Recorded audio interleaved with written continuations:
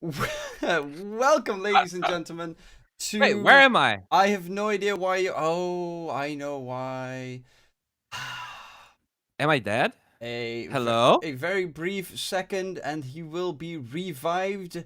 I do Did apologize. you kill There me? we Oh, go. hello. Okay. Yeah, hop on over, scooch over.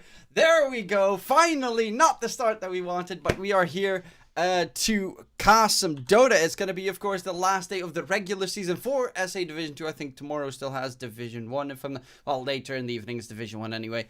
But yeah, we are at the final hurdle here for these teams. This is a winner's match. Winner of this game will advance on towards Division 1. Loser of this series between Coritiba and, of course, their opponents, the Dreamers, the unfortunate loser will have to play tiebreakers. So they're not out just yet. I mean, they're just going to be fine. They would have to play either a tiebreaker against the Ravens or possibly a tiebreaker against Ravens and Mad Kings, but that's a series for later. I'm DKTruman, and I'm joined by the wonderful Bowie for the Brazilian analysis at the end. Thank you very much for joining me today. Oh, it's a pleasure. So basically what you're saying is whoever loses here depends on the match between Ravens and Mad Kings, right? Because To a degree, they are the ones. they will play tiebreakers. The loser of this, regardless. Uh, there's always going to Uh, be tiebreakers to be no, played. right? If Ravens wins, then Coritiba. Oh no, yeah, you're Yeah, right. right. If Ravens wins, then Yeah, there are no tiebreakers. Never mind. They're actually then dependent on Mad Kings winning. Sorry, my bad. yeah, I yeah. Sometimes, I read it 3 times and I still get confused. But yeah, you're right. Then it depends on the You're next too series. strong, so your Yeah, brains like it all of happens. your 10K energy run. is in your body. Yeah, Yeah. it's all in my normal punch. We better get to see some darks here today at the very least. Oh, that would be so hype, actually. Yeah, some normal I'm punch down for that. actions. Lissax actually is a very good Darkseer player. Obviously, is playing for the Dreamers in a little bit. But yeah, Coritiba versus Dreamers. Okay, that changes everything. Winner advances. Loser is dependent on Ravens versus Mad Kings. Either they get eliminated or there's a three-way tiebreaker to decide who's going to advance. Yeah. So yeah, there's a Yeah, lot yeah. riding on this series for both these teams. And Dreamers have only lost 3 maps so far this tournament. Coritiba has lost 4 in total. So ergo Dreamers should win, right? That's the quick math that we're going with. Basically, I mean, it's kind of weird because I feel like Coritiba they lost the series they lost against G Pride was so weird to me, and it was one of their first matches, right? It was their I third. think No, it was their third. it was fourth. That okay, that's Yeah. weird because I was gonna go with the argument that they like got better over time, but No, they losing started to really G good. Pride, that's true. Yeah, like they won against Mad Kings. No, they won against Balrogs. Balrogs, but Balrogs are Yeah, looking. okay, but Yeah, then we no, didn't know that Balrogs was not looking that good. So, we can't. In yeah. hindsight, it was the Balrogs, blah, blah, blah. But we didn't know that yet. They did look very good against the Ravens, though. They just crushed the Ravens, which was a very big surprise to me because that's the only 2 games Mm-hmm. that the Ravens have lost this season. True, true, true, true, true. Well, I mean, regardless, I still feel like Curitiba.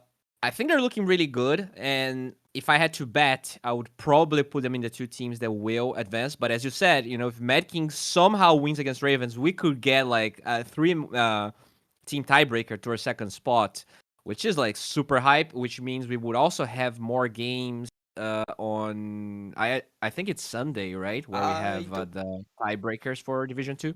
I don't. There's Saturday and Sunday. I don't know which one would be played on Saturday and which ones would be played on Mm, Sunday. To be fair, if it's okay. first going to be like the top teams or the bottom teams against each other, because I'm not casting Saturday, but I'm casting Sunday, so that's kind of very interesting to know. I'll probably check it out in the break, which ones we will possibly get. But yeah, right now these 2 teams very much on the line here. Of course, Coritiba being ex Apple King of Kings definitely want to get themselves partially ex-Apple King Kings want to get themselves back. But, these teams all deserve it. Mad Kings, they started the season off with, I think they were 1-2 at one point. And, like, Mm-hmm. for the most part, were sort of written off. But they crawled their way back completely. If they managed to make it happen, that would be absolutely miraculous on their part. They have it all in their own hands. But that's a different series. Right now, the draft is on the way. So we're going to be jumping in And Bowie, do you have any expectations for the draft? Well, I'm already glad to see Dawnbreaker banned. I really feel like Dawnbreaker right now is one of those heroes that is just way too powerful. There's way too many flexes. It literally can be played in every position. I've seen, in Division 1 SA, Mr. Jeans just going ham. I'm sorry, not Mr. Jeans. Guts? I've seen more than one player just owning with Dawnbreaker mid. And they actually go for their comfort here. The Treant. That's something that, Serum has been known for a long, long time. And, I think Astini loves to talk about this, BKB piercing supports. So I think he'll be pretty happy to see this draft right now.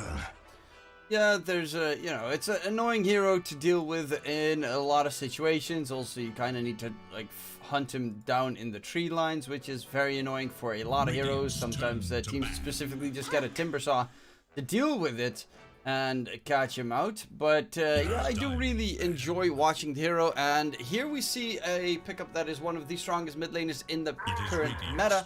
That is, of course, the Puck. But a surprising addition is actually that not surprising, they immediately ban out the Void Spirit, because honestly, I see every Puck versus Void Spirit matchup go in favor of the Void Spirit. Just in general, the game. Void Spirit right now is destroying every single game. Yeah, but I do agree. I think Puck is one of the strongest heroes right now in the mid lane. It's a good response for the Dazzle. It is a decent amount of wave clear for CK. So overall, I like this a lot. I'm not sure if there's any chances that they will flex this Puck into an offlane for Hiko. I think that's something that Beast Coast does, but probably gonna be a mid Puck for Coritiba, which I don't mind. I think as an 8th pick, usually a lot of mid heroes are viable, and Puck, because he's so good, makes it really strong. And with all those bans, pretty sure it's gonna be a mid Puck, right? You're not gonna ban DK, Void Spirit, all of these Puck counters if you plan on flexing it to another position. To be fair, the Puck flex has been dead for quite some time. I remember GH ran it as for once in a while, and there are probably some players that still do it, but in such an important game, I don't think you have. You just want to play comfort, right? You don't want to throw out any random strats that you thought of. You just want to play comfort. You want to play safe. That's why CK comfort as can be for Kuka. The Dazzle added in just to keep everyone alive. I still think that the Dreamers supporting trio is probably the strongest 3 in Division 2. I keep saying it, Dark Demon, Lissax, and Chan, and that's the ultimate comfort hero for Dark Demon. The Mirana, he plays it as much as he can possibly get it. Yeah, I had my trouble with some of the Mirana drafts the Dreamers went for in the past. I think the series that they lost, by the way, was in a game where they were playing Mirana with not enough stuns. Right now, they have one stun in the safe lane, arguably. I think this CK is going to be, you said it's comfort for Kuka. I want to see the next 2 heroes having stuns for this Mirana to be able to play in all 3 lanes. So give me, DK's banned, but give me something with a stun in the mid lane, give me an offlaner with a stun, and then I'm happy for Mirana. I think this hero, even though it's comfort for him, it relies on having synergy within their own draft. So I think that's something that a lot of teams glance over. Yeah, I definitely do agree. Some people are that good, of course, that they can do it without. Not too many, obviously, because it's still really hard to hit the narrow if the enemy team is paying attention. But yeah, mid lane, let's say you're playing against the Puck. Kumka is also one of those heroes that you normally tend to combo with it. I guess against the Puck it might be a little bit hard to really get that X mark arrow connection working. Maybe if you get the torrent going and you hit him up in the sky, I guess. But you probably just want to have a more solid stunner in the mid lane to hold the Puck down. Because Mirana is also not a hero that catches Puck at all. Unless you go for maybe the Yules or... I think the Monkey King would be really good, but it is banned. I think just because you can boundless strike from trees, that's something that almost impossible for the Puck to react to because he doesn't see the animation. And they get a Timber here. Interesting. They have to flex this CK. I think it's going to be a disaster CK game if you just play as a carry. Yeah, especially because Dazzle is also only pure, only physical damage. So the Timbersaw with his tremendous amount of armor should be primarily very fine. This is also a very good Rubik game picked up by Coritiba. You get the Arrow Steel, you get the Dazzle Shadowgrave, which very rarely really works. But the CK Sun especially and the Marana Arrow Steel are just sublime if you manage to pick those up. I really like it. I think it's a lot of wave clear. They have a lot of wave clear, and Dreamers already struggling with push in general. So that's something that kind of scares me. It feels like they don't have any siege and they don't have any wave clear. It feels like one of those games where Curitiba could just dominate the map out of sheer pressing, spellsing waves, and then like Dreamers, even if they smoke, even if they get some good fights, they'll struggle to get anything out of them. So right now I see two problems: lack of stuns with the Marana and lack of wave clear. What's the hero here that could maybe solve that for them? I actually wouldn't mind a Leshrek. I think it's overall decent hero versus Puck in the mid lane, and it's a counter to the Timber. Doesn't offer a stun study, but can go for the U-Scepter that you talked about, so that the arrow can land on the Puck. Yeah. It is Radiant's man. Yeah, they're gonna go Kunkka. It's kind of the obvious choice, quote unquote obvious choice in that situation. It's good, decent against the Puck. Not great against Timbersaw, obviously. It's also another spell that Rubik can steal that is sublime if you get Ghost Ship Torrent. Even X marks the spot's a great steal. And if he gets like the Ags or the Shard, that's even more steals for the Rubik to gain. So honestly, this is looking like a very solid pulse for Rubik on the side of Coritiba. Yeah, I mean, I actually like Curitiba's draft way more. I agree. Like, in a sense, the Kunkka, synergizes with the Marana, and it does all the things that you talked about. But I feel like their draft has some big flaws right now. They do have overall less pick, so I'm hoping that they can find this carry hero that not only will have a good matchup against what Curitiba picks for Mini, but will also deal with this Timber lane. Because it feels, Dazzle offers a little bit of sustain, but as you talked about, the physical damage of Poison Touch is not going to feel very impactful. Yeah, you could technically put the Marana, I guess, in the lane against Timbersaw, but for the most part, it's not. Yeah, it's all just a little bit wonky. Timbersaw really doesn't get countered by anything that they have on Dreamers yet. So you're going to need to get a hero that does a tremendous amount of either magic or pure damage, possibly. If this was a Western EU and this was pure, I'd see a safe lane OD being picked up. Oh yeah. Give me safe lane OD. Nah, it's Cuckahook. He's gonna go for something pretty standard, I would say. Get the Jug. Dude, that Dreamers lineup has so many problems to solve right now. I don't think there's a single pick that really does it. They could go Void. I think it's a decent match versus Jug, but then they have no Siege. They have a carry with no stuns. I feel like they are already outdrafted, even though they have less pick. Oh, like, we'll have to wait and see. Maybe we get to see some, I don't know, a hero that we haven't seen in a while. Let's go Arc Warden. Give me Do you Arc. remember the game we saw Pudge versus Timber in the safe lane, and the Pudge got destroyed?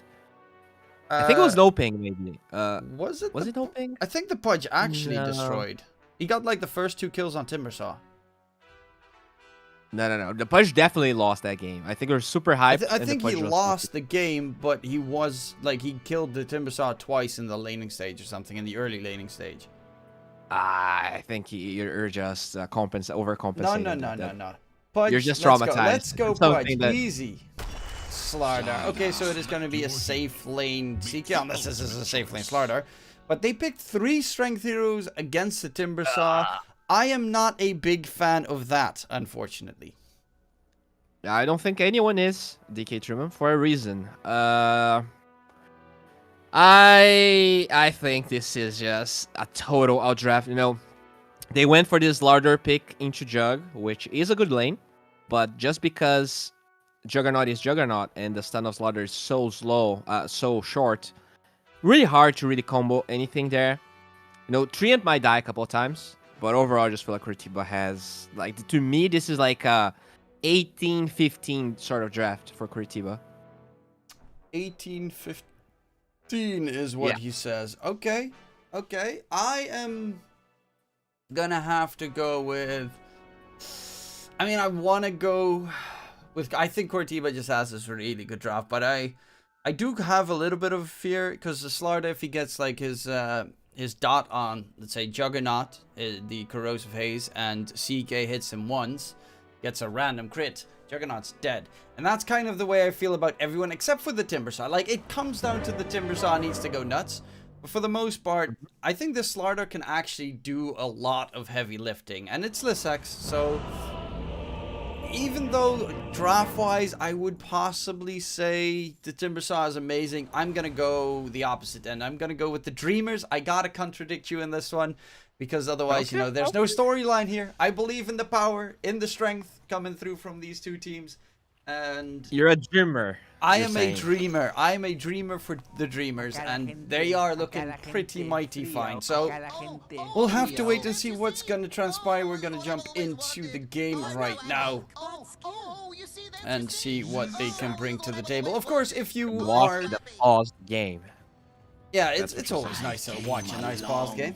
But this does give us time to talk, of course, about Cyberscore. Cyberscore.live is a nice website where you can check out live scores of different Dota 2 matches. They have all the kind of statistics that you would want to see, length of games that the teams tend to play, you know, first blood, blah, blah, blah. All those things, just check out cyberscore.live for all your live score needs.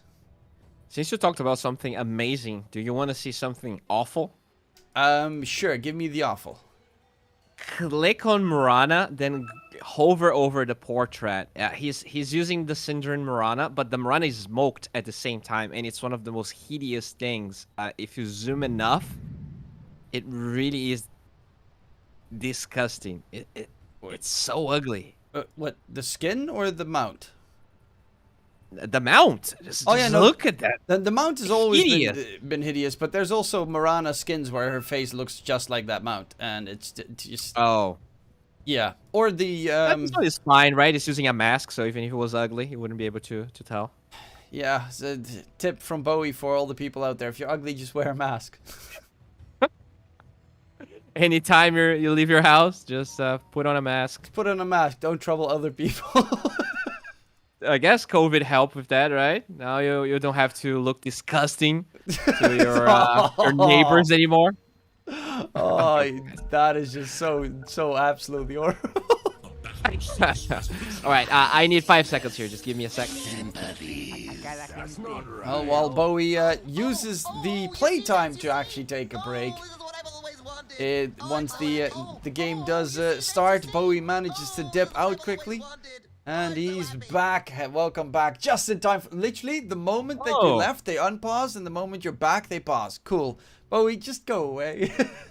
All right. I don't know. What do I have to do today? I wouldn't mind a milkshake. There's a pretty dope milkshake place here. You mind if I go there and you cast without me? I mean, there are some, like... I really want a milkshake now as well. There are some really good milkshakes out there.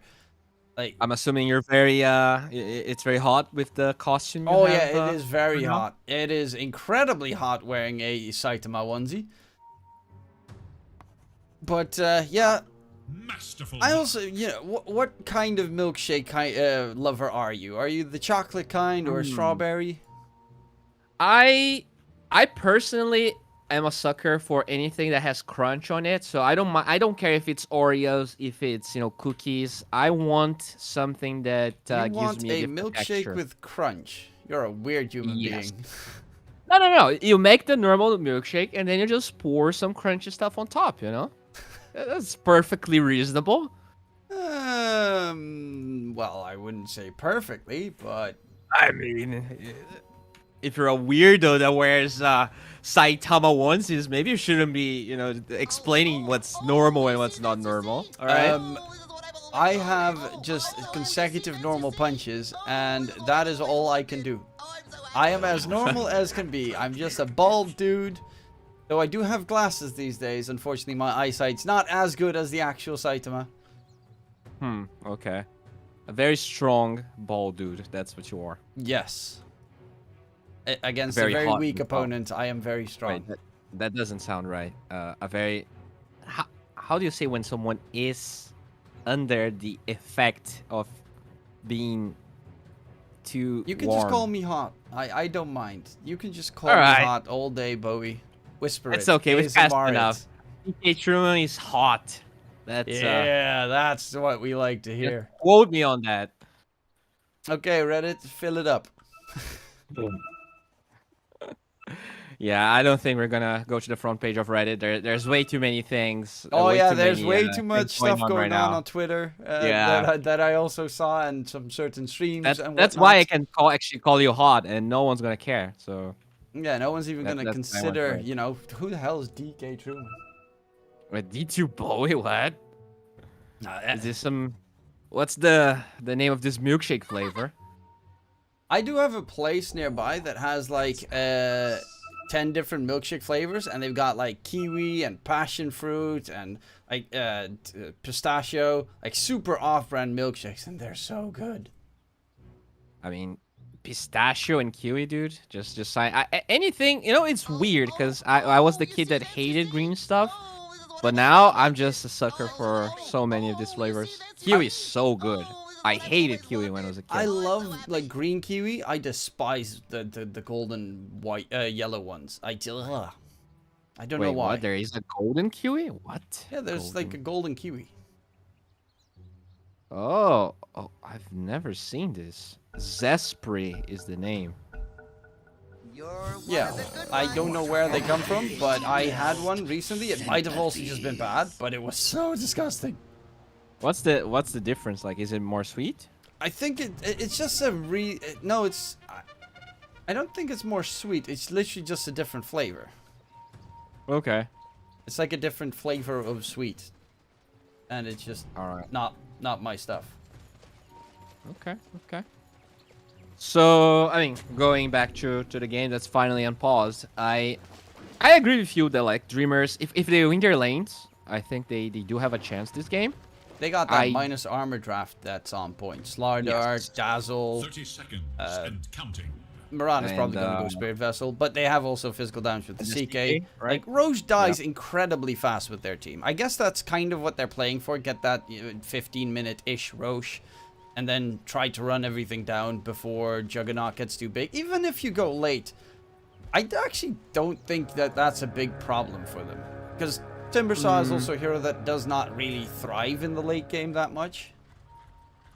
I think the problem for me is that it might be a game where even if they get Roche, even if they get a lot of things, they have to win fights. And I kind of feel like the team fight of Coritiba is just better, right? Yeah. You have Coil, you have Overgrowth, you have Healing Ward.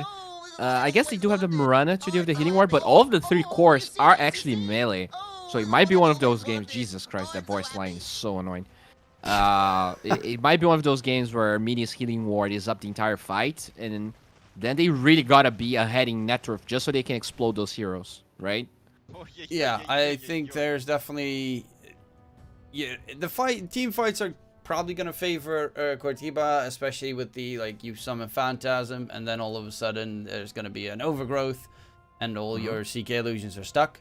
That kind of scenario is definitely going to happen in this game. I think the illusions are not really that beneficial. But the thing is, if he just gets that one sliver of a second to drag someone towards him, he will crush nearly everyone on the enemy team. Timbersaw a little bit tougher, but if you get, you know, a Slardar with minus 20, what is it with the corrosive? Yeah, 24 armor reduction on the Timbersaw. Like, he still dies. Sure, if the game goes that late, the thing It's with not Slardar is like 20. they That's not that late. no, they either stomp their games or you lose horribly. Right now they are doing pretty well though. Sarim taking a beating here. It's just that like I just feel like Juggernaut is such a good hero, man. Like they have Jug Puck versus CK Kanka. I just feel like the heroes on Coritiba are inherently just better. Oh But yeah, I am a sucker for these heroes. I definitely do agree that there's a slightly bigger chance here for Coritiba, because of course skill level is also on their side. Mini's been looking very good on that safe lane as well as of late, but you know, you also need to have a good start to the game. Slardar is a very good hero against Juggernaut in the laning stage, specifically. Whereas the Treant should not... I guess the living armor is pretty nice and the slow is pretty okay, but you definitely have to be careful on this Jug. You get stunned, take some of those Bash with the Deep hits on you, and you could easily lose your life. I mean, Mini... Okay, nice first blow there on the Rubik. That's definitely a hero that can die in that lane. But Mini is looking really good once he started playing carry. Like, in the first matches, it felt a little bit iffy, a little bit forced. But he got, like, a lot of MMR. He went all the way from, like, rank 180 something to, like, 45. He's definitely grinding the carry right now. This X going for the tree. He literally does not care. He gets a full spin on him, and he just turns to Mini. Go away. I do not give a hoot about your spin. It does level 2 spin, does no damage. Lisek survives it with just a bracer, and he even gets a kill on the tree in trade. That is really painful. Yeah, Dreamers, they are doing a really good job at going for the heroes that matter. Like, they killed the Rubik, they also killed the Treant. Those are the heroes that are easy to kill on both side lanes. So, kudos to them, I like, in target selection.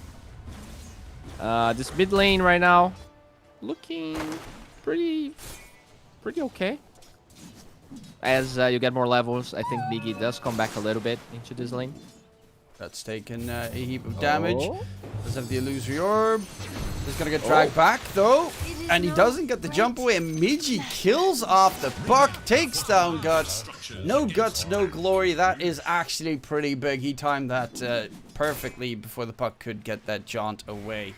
Very well done. I mean, as I said, Dreamers looking much better than Coritiba. They have everything they need to win this game. And yeah, the draft just favors them so much. Like, everything in their draft is better than Coritiba. And you can see working in every lane. Like, lately, I've been on the other side so many times against an armor reduction draft, a minus armor draft. And it's every single time I'm like, no. The team that has the better team fight wins, and then the minus armor draft keeps on winning. This time I'm not falling for that BS again.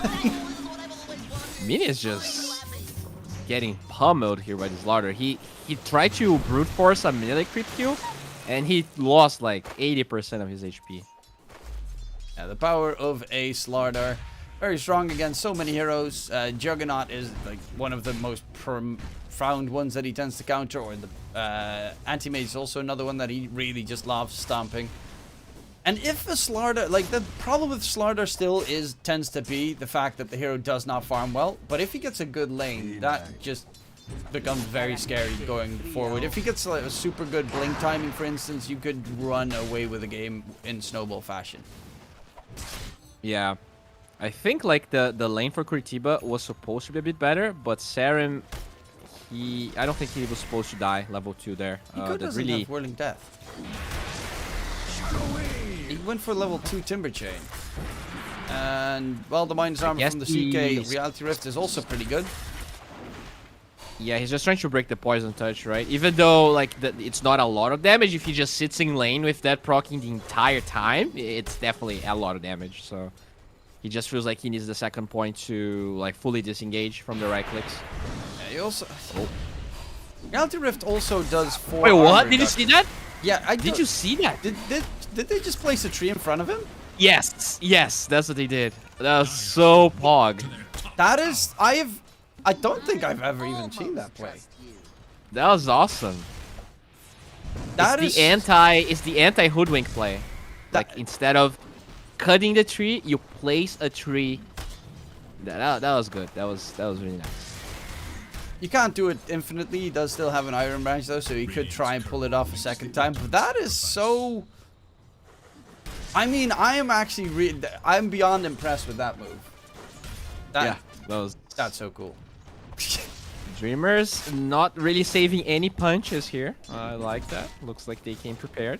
Yeah, they want to make it towards that Division 1 next season. And honestly, there's just so much talent in Division 2 this season that it's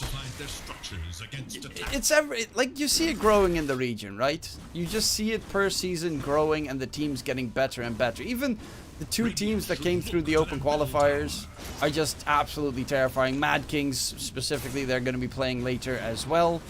And it's a team of mostly unknowns that will be facing it off. Miji in mid, taking a lot of damage. Does have the Ghost Ship, can't get it casted because he does get silenced. The Ghost Ship is going to fly out. He does get the puck, and he almost takes out Serum. Rotation from Dark Demon in as well. Hanses is forced back. He gets a kill onto Guts, and Serum dies immediately afterwards as well. Yeah, bro.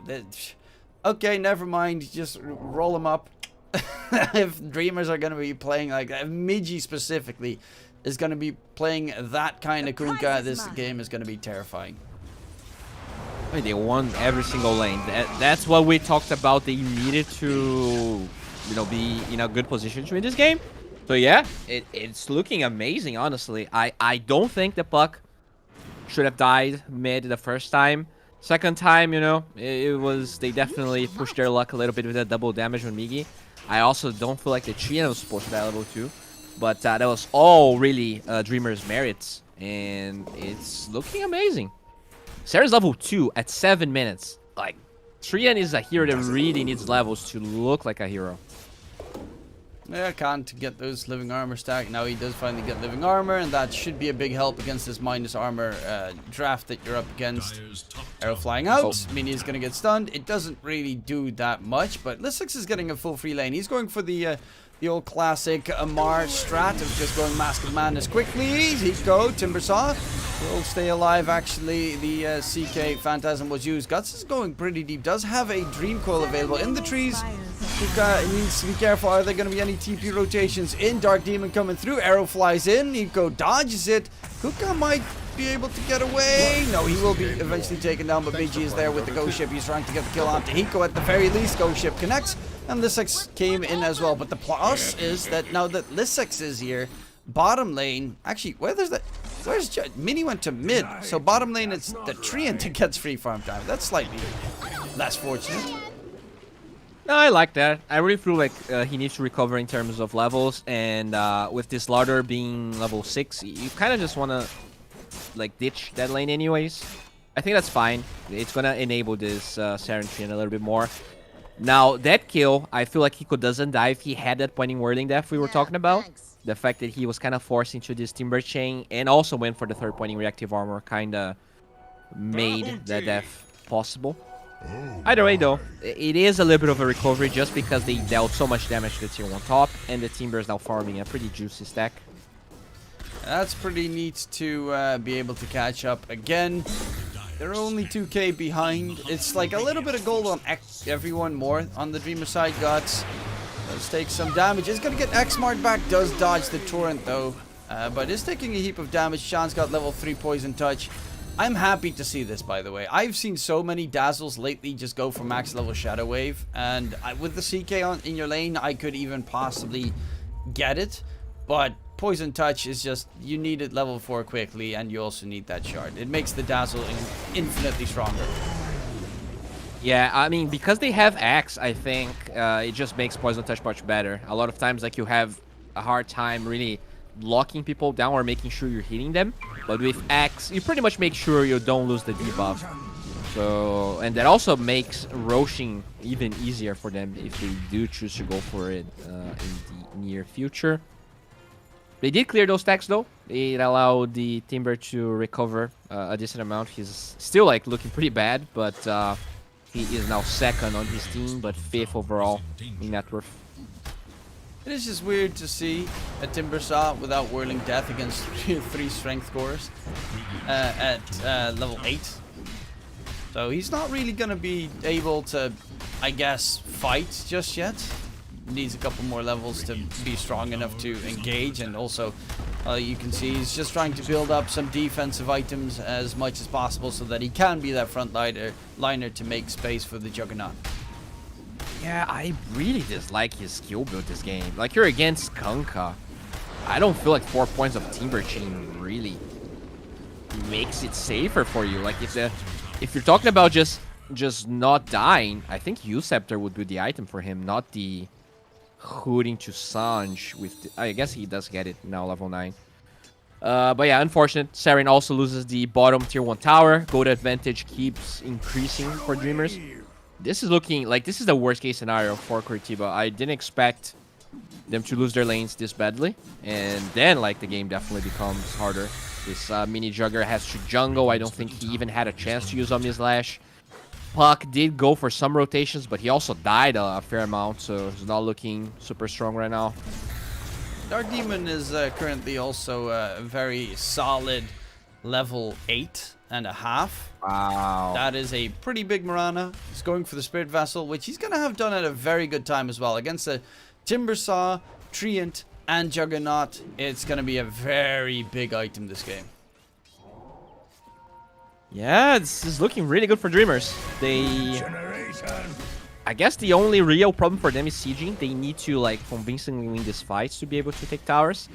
But even though that happened, like mid-tier 1 tower, half HP, they did take bottom. They were the ones to take the first tower, which I don't think should really be the case. Usually, you know, as a CK, you kind of have to leave the lane, right? And Hiko barely, I mean, they dealt a little bit of damage, but it was not really the Timber that dealt that damage. It was the Puck rotation or the Catapult being alive. It was the only like good moment from Coritiba, really, when they dove the CK in the tier 1 there. Yeah, that was, and that also did get slightly punished in the end. It was pretty good that they got a double kill, but they still lost a Timbersaw in the process. So it wasn't even that great for them in the end. And top lane is not even going to get pushed in because Dark Team is just farming up the lane, and his Vitality boost is 150 gold away. Mini does have his Maelstrom done. It's actually Ramses from Outsiders these days that had the Juggernaut Midas build. Have you seen that one? Yeah, I did. It's like sometimes when you know you can't really do anything in a game, you just want to aim for the level 20 power spike, and usually like Jug just gets there by winning fights. They are fighting here though. I think just going Midas this game could have been problematic. Oh, Dazzle gets the grave off. This is looking really bad. Jugger gets arrow on Mini, and the Orchid already done on Migi. Ghost Ship comes in, gets the kill. Serum with the overgrowth trying to run away, but he's going to get 2 seconds stunned right in front of Kuka.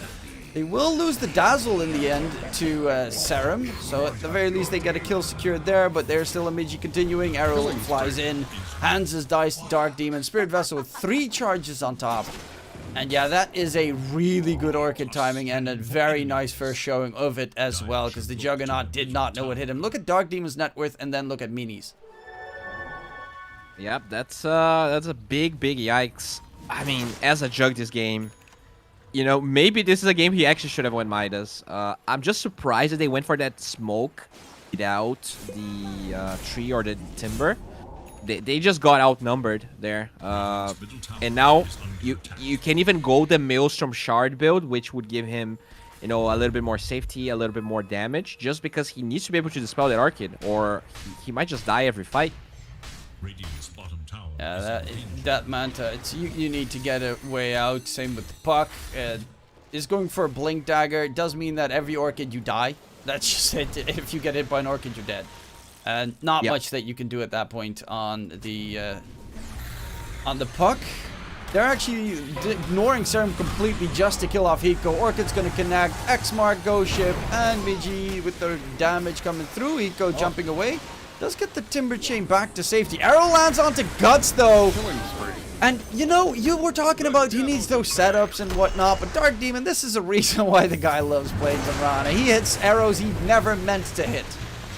Dominating, I mean, yeah, like when you beat every single lane to death, no, like, no, it obviously... Worship. Oh, yeah. I think...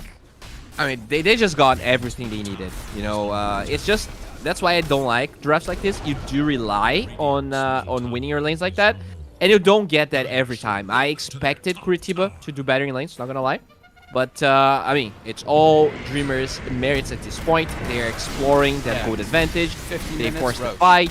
Look at that. Good item build on the Kunkka, and that's just that Roche. They kill it in 16 minutes, but 50 minutes was a close marker at the very least. They're going to go in onto the Dazzle. He shallow graves themselves, got some heals. The arrow is not going to connect this time around. Chan trying to get away, but look at him constantly healing himself up. Ghost Ship flying in though, but in return, that overgrowth with the mini spin, it does tons of damage. He still has the Omni Slash available. That's going to be the CK. He's losing his life. And they were all huddled up Kuka, can he get They away? don't have dust? He's trying to disengage. He needs to run further from the enemies, but he's also hit by the dot. And Chan is nearby with the shallow grave. Could possibly keep the CK alive for a bit longer. Omni Slash does get used, but it's still Kuka dying, and that's a full team wipe. And yeah, Dreamers, they get the ages, they think they're immortal, but that overgrowth from Serum was everything. A 4-man overgrowth into a spinning jug, and they just got destroyed. That was an incredible Blade Fury. I have never seen such an impactful Blade Fury, I think. It really did a lot of damage. He was auto-attacking, so he actually got like 1 or 2 Maelstrom procs during all of that. I mean, that was the dream. I really felt like Dreamers was gonna get away with murder there, just killing everyone, getting tower plus Roche. But just good fight. The Dezo even broke kind of like the engagement, got the Grave off at the start. But Dreamers should have probably just disengaged. I don't think they really had any business going for that fight because they had some cooldowns not ready. They could have just gotten ages and disengaged. Yeah, that is, of course, the greed. You just get Roche. You think you're too strong. Yeah. You gotta fear Jug. Now he's also got the shard on the Juggernaut, so that spin is gonna do significantly more damage. Plus the movement speed is like pretty insane. Added 100 movement speed on top. I actually think. And he has the Piggy, dude. That's gonna be a max move speed Jug. The spin piggy. Yeah, it is pretty painful. Miji will go for Serum here. Did get the Orchid off. Do they get the kill? Yes, they do, but Dark Team is going to get stunned up. Does have 2 more leaps, however. Does he get the last leap to safety? Hiko is out of reach and won't be able to catch up in the end. They do get a kill onto Serum. But yeah, net worth-wise, it's back to almost even Stevens. And top net worth, all of a sudden, it is Hiko on that Timbersaw. Yeah, man, that's one thing we really didn't talk about. Like, Hiko, he's been quiet this whole game because, you know, till level 9, he was not a Timbersaw because he didn't have his important spell. But, like, if this goes late enough, I do feel like Coritiba's draft is precious, Dire. There's obviously going to be BKBs, and during the first BKB charges, they'll be able to handle the Timber. But late game, that Timber is still going to crush everyone. Yeah. I also do think that they have, like, the minus armor. There's too much. I think there's just a ridiculous amount of minus armor that you don't really care that much. Like, if you get the lock onto Timbersaw, he dies. He just straight up dies. They already have enough armor to reduce his, armor reduction to reduce his armor to 0 at this stage. Yes, but that's, we also will have the Rubik save, right? I feel like they'll be able to safely place the Timber and still like save him once the shard on Hanses is ready, because you can even like time it in a way where after the X he'll drag the Timber away. I mean, of course, there's answers for both sides without a shadow of a doubt. It's just Timber is like the only thing that they have against CK. I guess Overgrowth is also pretty good. And probably once Puck gets his level 25 talent, but for the most part, if CK gets his BKB, like, he just runs all over the map and squashes everyone except for that Timbersaw. One Reality Rift, literally every hero on Coritiba side is dead, including the Jug. Maybe. Illusion. I mean, he can always spin, right? He's not gonna get. I think even with Blink, it's kind of hard to. But Slardar, you know, hit that bash of the deep, he's stunned. Mask of Madness, hit that second bash of the deep. Did he? Yeah, he did go for Madness. All right. Yeah, so yeah, the first power spike here is gonna be the BKBs for Dreamers. Second Roche will definitely be up once that happens, and that's probably when we'll see both teams like clashing again. Right now, it's gonna be pretty much a farm fast. We did talk about the lack of wave clear on Dreamers, so that's why, like, you know, mid-tier 1 tower taking damage. It feels like even though there's more towers down for Coritiba, they're the ones really shoving the waves. Dreamers, they are keeping that 3k net with advantage. Lissix is still ahead of Guts, which I find fairly scary because, of course, it's a Slardar, and he still is getting decent farm. Puck is... he's going Kaya Sanj, which I guess is nice, but again, Orchid dead. Like, he needs something against the Orchid. Be it Yules, be it BKB, Lotus Orb for all I care, something to be able to stay alive. Because you can't bank on the Timbersaw giving his Lotus to you every single time. They did smoke, by the way. BKB not up for Slaughter, but they did finish the one on Migi. It is kind of a wishful thinking smoke here. They don't have any vision on Coritiba's triangle. Well, Eco's gonna get spotted, silenced up. They have the damage. Actually, he has a Lotus Orb on himself. Ghost Ship comes flying in, and they're trying to bring out the heat. Kuka pops his BKB. Hiko dropping low, but he gets the jump away. Slithering Crush chase from Lissex. Coming in, Omni Slash, and they will actually kill Lissex this time off, and that is pretty big. He didn't have his BKB yet on the Slardar. And also, he needs that shard.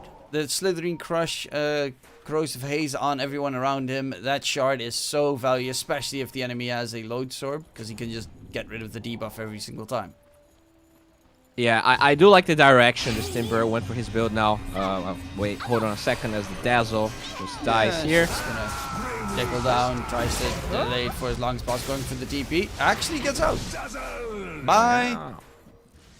Yeah, but yeah, I do like this naked plate mail here with the Lotus Orb. He just dispelled that minus armor and it allowed Hiko to live.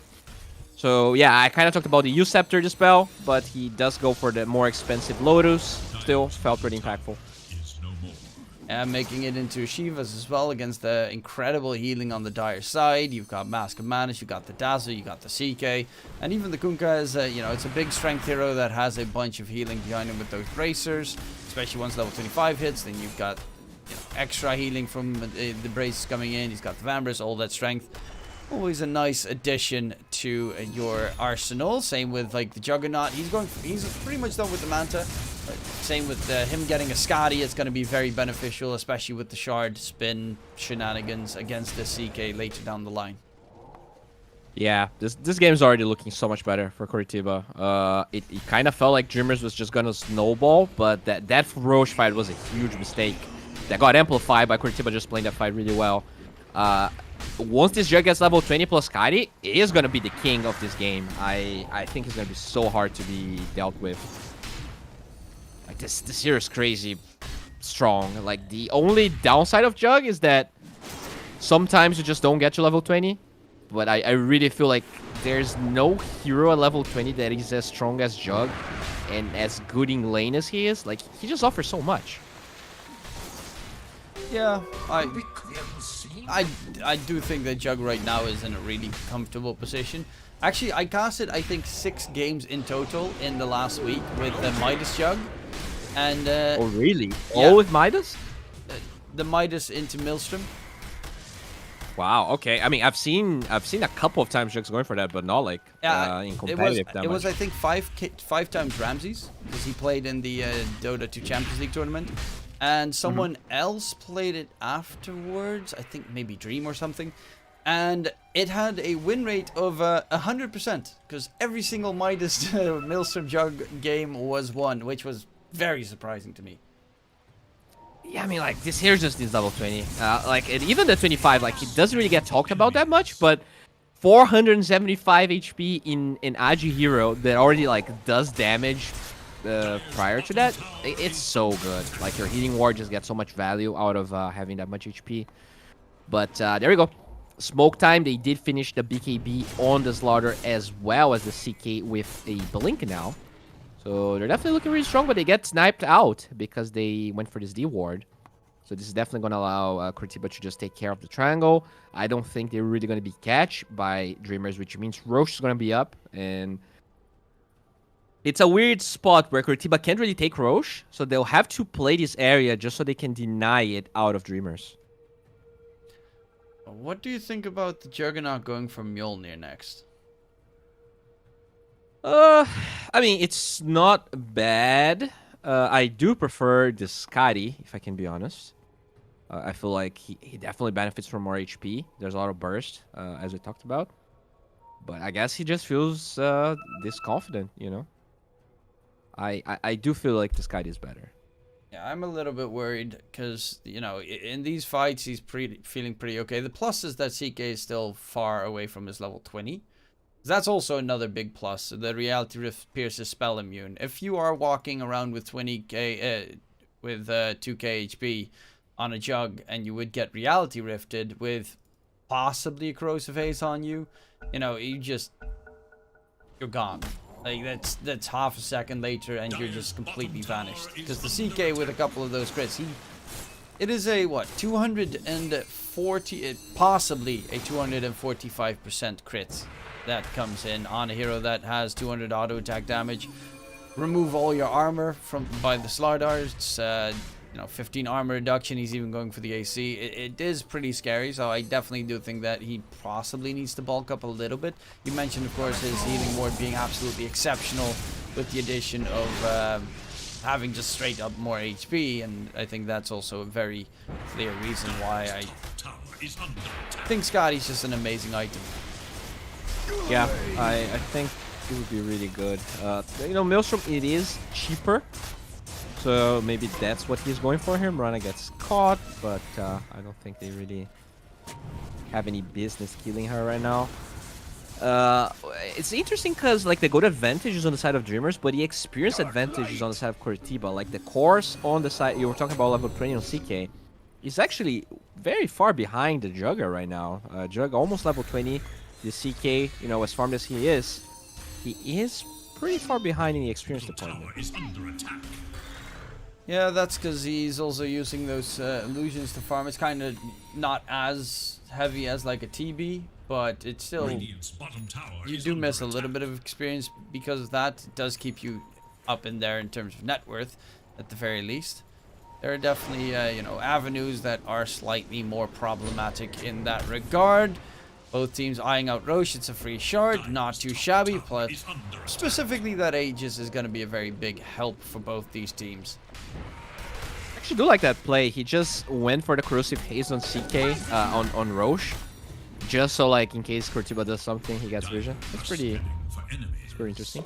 Oh, and they do snipe out that arrow. They're gonna go for a smoke, no vision from Coritiba, but okay. The Sadaris can actually, so they're not gonna find anyone, and not the greatest control of the triangle from Coritiba, so this allows the movement from Dreamers.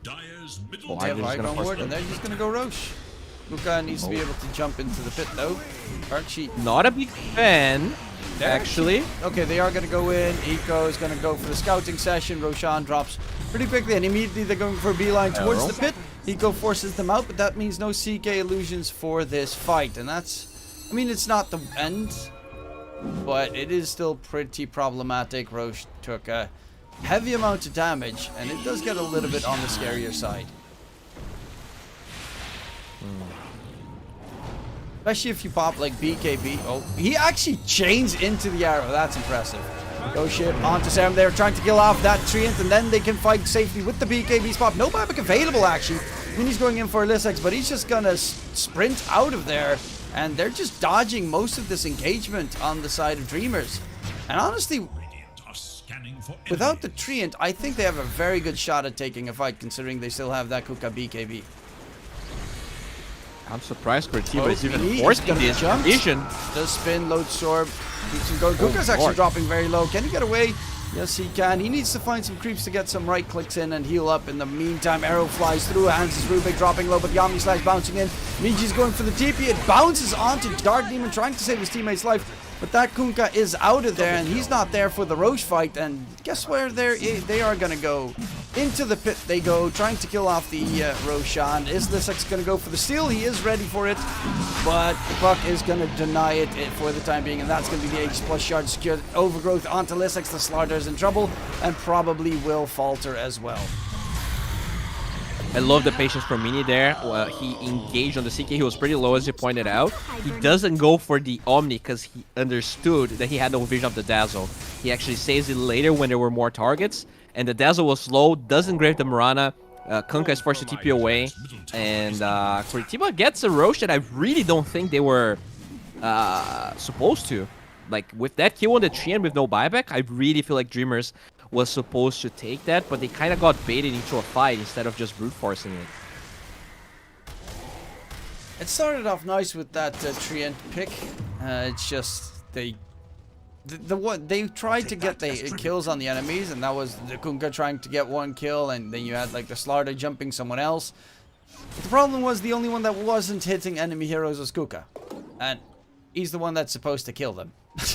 So it was a very awkward engagement where they just were lacking the damage. You need the CK, especially with the Phantasm, would be a pretty big plus to just one-shot in that situation, like the Rubik or the Puck, possibly, because he doesn't... The Puck has no survivability tools at all. He doesn't have like a Lincoln Sphere or a Yule Sept or a BKB. He has a Blink. You get on top of him, that Puck is paperweight. They were not in the same page, right? You either brute force Roche as 5 or you fight as 5. And because they didn't really seem to have good communication there, it ends up being a pretty big problem. Now you have this Juggernaut that, you know, is doing a lot of damage with the Mjolnir, has insane lifesteal with the Paladin Sword. It's the best item on the tier 3 item for Jug. And now Mini just looks unstoppable. Like, sure, the CK is almost as farmed, but I think he doesn't really translate that net worth to damage as easily as Jug does. Jug uses his BKB effect in the Blade Fury, and that is his damage output. Omni Slash is like a nice extra tool for the hero these days. It's not superb anymore. Omni Slash. There's some fights where Jugs just don't use Omni Slash because Blade Fury does so much more damage. Yeah. Omni Slash is kind of like a survivability tool. Like it's super unreliable. Like this spell is so garbage, and I kind of like, you know, the direction they went with Jug of like, you know, let's just make the spell there. It's not gonna look amazing, but let's make Blade Fury better. But I think like the nerf to BKB kind of made Blade Fury a little bit too strong, and they might have to nerf like the cooldown of it maybe. Yeah, I think especially that, because the other heroes, you see it so many times, 15 seconds later they get their BKB and they die at that point. Juggernaut gets a BKB every 18 seconds. And his BKB also does a lot of damage. Lifestealer just gets slightly more movement speed. And yeah, and like because it lasts 6 seconds with the talent, at the end of the day, you only have a 12-second cooldown on your BKB that also does like a gazillion damage. So... And makes you move at max move speed. There's definitely, like, the concept of it when you actually say it out loud, it sounds pretty broken, right? Yeah, it definitely does have some issues. It's also one of the strongest, like, laning heroes, Juggernaut. Because you walk out of position half a second, you get stunned or slowed, and Jug just spins to win. I do love the direction he's going with his build here, the evasion against those 3 melee right clickers that definitely want to go MKB. Sounds awesome, really. And I do like what Migi did here with this Side of Ice. We talked about Puck really not having any defensive items besides this Aeon Disc he's gearing towards. So maybe that's a way for them to, once the ages expire, take a fight. Like, the gold advantage isn't that big, right? So I do feel like if Dreamers presses all the buttons together, they should be able to get a couple of pickoffs. Experience advantage is getting pretty big, though. It's right now about 6 levels apart in terms of experience. That is actually a pretty big leap and kind of scary. Lissex, there's a courier up high. Meiji walking in. Does need to be careful of... do they have a Yules, actually? No, they don't have a Yules on the Radiant side. Dire's bottom tower is under attack. That train's actually remarkably farmed as well. He is.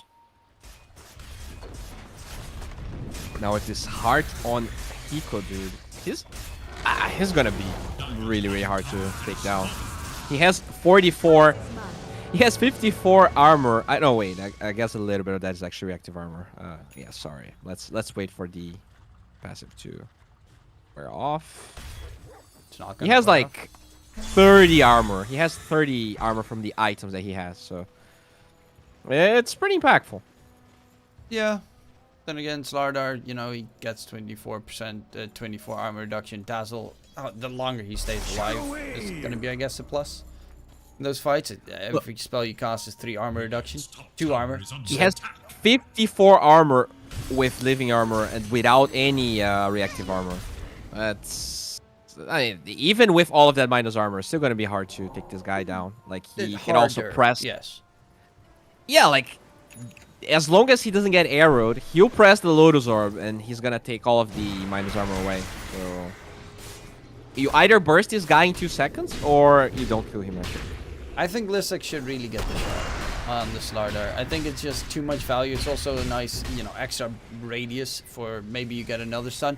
But the fact that you then get like Slithering Crush on the enemy, and even if he has a Lotus Orb on him, he gets the debuff. He gets the Corrosive Haze. Because if you Slithering Crush the, let's say, the Timber Saw and he has Lotus on him, you kind of don't want to hit him with your Corrosive Haze. Otherwise, you're going to give yourself Corrosive Haze, and that is very unfortunate.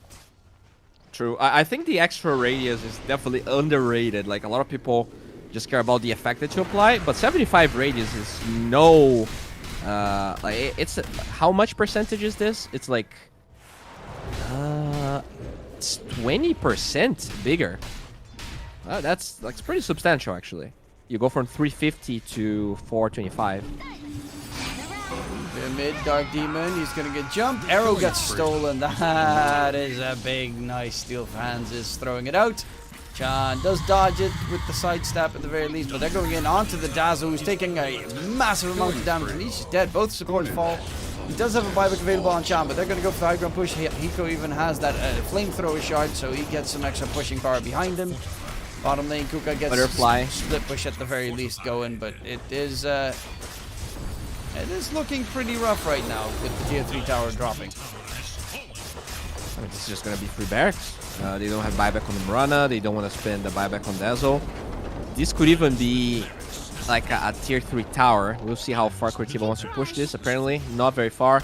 They got something from free. And this sort of mentality is really what happened with Dreamers there. Like, they got Roche for free, and they just got a little bit too greedy trying to fight. I think Coritiba definitely making sounder, more precise decisions on their side in comparison to Dreamers. Yeah, they're playing this game pretty reserved, I would say. They're not going to go for any wild, walk up the enemy's high ground kind of moves without vision, which, of course, Dreamers cost them that first Aegis, where they were like, yeah, we're super strong, we can take him, and then they got completely surprised and annihilated in that fight. And that, especially that moment right there, I think that is just the worst moment, because it felt like they were on a roll to snowball this draft out of control. Oh, for sure. They were doing so well. Like, they literally won every lane. It's pretty sad, really, because it felt like a game they could have got for free. But Coritiba is playing a overall better macro game. I also feel like their draft is better. Like, even though they got destroyed, I mean, I think it's pretty fair to say, like, they got destroyed in lanes and they still came back just because the heroes are, they just look stronger. Like, the CK has a lot of farm. How many kills? Like, he has 4 kills in a 38-minute game. That's pretty... Yeah, he hasn't really been actually doing much. Every single fight, he's like the last one joining, or he's trying to get maybe a flank play going in. Even that Roche fight that they had, he was nowhere near the rest of his team. He was behind the Roche bit. Eventually, they jumped him, and oh, my team is not here. No shit, you're not with your team. It's kind of obvious that your team is not there if you're not with your team. Totally. Oh, he's gonna get he hit got by the coil, coil. by the way. And snap that coil, because BKB piercing coil these days on Guts since he hit level 25, and that's actually pretty big. So Murana ulti is also a nice tool. Do they even have a gem on the Radiant side? Yeah, they do on the Treant. Okay. Yeah, we didn't really talk much about the Treant, but his Omega farm here has the Veil for more damage, Blink, Overgrowth, and Shard. So, and that's like 3k gold on his pocket, so we could see an Axe pretty soon. Always love to see that. Overall, that coil could become a problem, but because Roche's spawn timer is pretty long, I think they're gonna have it once Roche spawns. Oh, can they get Hiko here? Nice load. Flying in, but that is, he's not taking that much damage. However, that's a nice Storm coming in. Nice Overgrowth in return. Drag back, CK summons his illusions. They're already dead. Snaps the coil while he pops the BKB. He's gonna get stunned in the pit. And then looking for more. Lisek is already dead. VG is just going to get spam stunned by the Juggernaut, and they find everything. Eco back to full HP. And I get this is another one of those. Just get the shard on the Slarda. AC is nice, but that shard is just... It's instrumental if you want to get rid of the enemy's armor. Yeah, I mean, it's just rough. Like, they really wanted to proc the break there, but quick fingers on Hiko. He realized he was being chased. And also, I clicked into Hiko during that fight when the healing ward got dropped. How much HP regen do you think Hiko... Guess how much he had when healing ward was popped. I have no idea. 398 because of the living armor, plus the passive, plus the healing ward, plus the heart. Luckily, Puka also a lot. decided to not pick up the Skadi, which I'm actually really baffled at. That he doesn't have a Skadi this game against a Juggernaut, a Timbersaw, a Treant. Mega kill. He has no money. He's You know, broke. but he decided to He's go ruined. for the Silver Edge instead, which he has not really had much benefit off of, except for like running away the entire time. This is gonna get stunned. That's the Abyssal Blade coming in from the Jug. Man fight, and they already got rid of the Ancient in the process. But yeah, that was a... It's also one of those things that I just really do not like to see these days. You're playing against a lineup that has a lot of regen, like a ton of regen, but there is... You got a Spirit Vessel, but eventually... You know, BKBs get built up, and then Lotus Orbs, Spirit Vessel becomes useless. It's just, it's an extra item. Maybe you can use it on a support, but that's about it. At that point, you need a Shiva's Guard or a Skadi. Coritiba, they realized that. They realized they need a Shiva's Guard or a Skadi, and they built up the Shiva's Guard on Hiko. That's the healing reduction that they needed to counter out their opponents. Dreamers, they did not go for either, and... You know, you talked about that 300 health regen. Yeah, you can counter, you know, a solid 40% with that if you just get the Skadi. It's such a big tool against, especially these days where it mainly comes down to sustain drafts. I totally agree. Like, when you click at Dark Demon's, like, his items, you know, you could say that he built... He actually went Wraith Pact? The Pact and Pipe. Like, when you look at your draft, it's all about bursting people down. So you either, like, build damage, in my opinion, or you build the anti-healing. Like, he could have Shivas. I think after that Roche fight, they started getting really scared. I really feel like that Pipe is a terrible item decision. Like, sure, Jug does a lot of magic damage, but, like, your draft's supposed to just jump someone and kill them. So, in hindsight, it feels like a lot of wasted money. They're trying to tank up when they either kill someone instantly or they shouldn't even be taking that fight, because we talked about Curitiba's team fight just being stronger in general. So, yeah, I mean, you talked about the Shardon's Larder. They had 3 melee cores that, like, they all want to build carry, which is also, like, a weird thing. Like, the Kanka did go for, you know, the Scythe Eggs. But they were, like, okay items, not really items that solved the problems that they needed to solve. That's why I just like Curitiba's draft. Kind of sad for Dreamers. But, you know, if they can get a better draft and still play the lanes as well as they did, they could get away with game 2. I just feel like it was a draft where they couldn't really make a lot of mistakes. And past minute 15, they made a lot of those. Yeah, I think they definitely, like, Dreamers, you mentioned it, you know, they got possibly a little bit scared. And I think you hit you hit the mark right there. It really is. Dreamers, their draft was, you know, blink, stun, kill. That was literally their entire draft. With the Mind's Armor from the Slardar, CK should get a kill. He was part of 6 kills this game, the CK.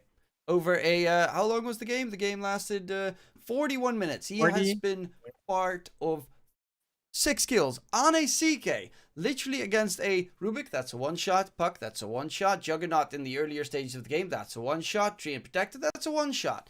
He should have been way more active this game to really get the ball going. Because, yeah, late game, it does become fairly scary. I actually underestimated how tanky the Timbersaw got in the end. Especially with the healing word from the Juggernaut to back him up. And you know, Saren played a really good game on the Tree. Like, his overgrowth hit the mark every single time. Yeah, I think they just played. Yeah, it's just weird. Like, at the end of the day, like, they have this Dazzle, right? That's supposed to play off of team fights, like someone engages and you save that person. But it doesn't really help when you have a draft that's supposed to burst people down. Like, he doesn't offer damage in those mid to late game fights. Imagine if that was a Snapfire. They've probably won their lane harder, and they could also do more damage. So at the end of the day, I think Dazzler is a good hero, but with the way they build his minus armor draft, I feel like he doesn't do that much past a certain portion of the game, which, as you said, they played way too passive. That Blink, like, he went Blink super early after the BKB. I don't think I've seen him initiate a fight ever. So, unfortunate. He used for the them. Blink and the Silver Edge just to run away every single fight and hide on the side. Maybe if he gets lucky, he spots a Rubik. Kind of that idea where, you know, maybe if someone randomly walks my direction and get a free kill, but Coritiba, they're smarter than that. They're not going to be playing, you know, the support's running away from every one of their cores. They just play close enough to be able to support the cores and far enough to not get caught. And Hiko was always in the front line. I mean, you could see it in the end. Damage taken. He took 36k damage. The highest one in his team that was second place was Juggernaut with 15k. So he took everything in those engagements, and he just tanked all the damage the entire time through. But that, of course, does mean that that is the end of game number 1.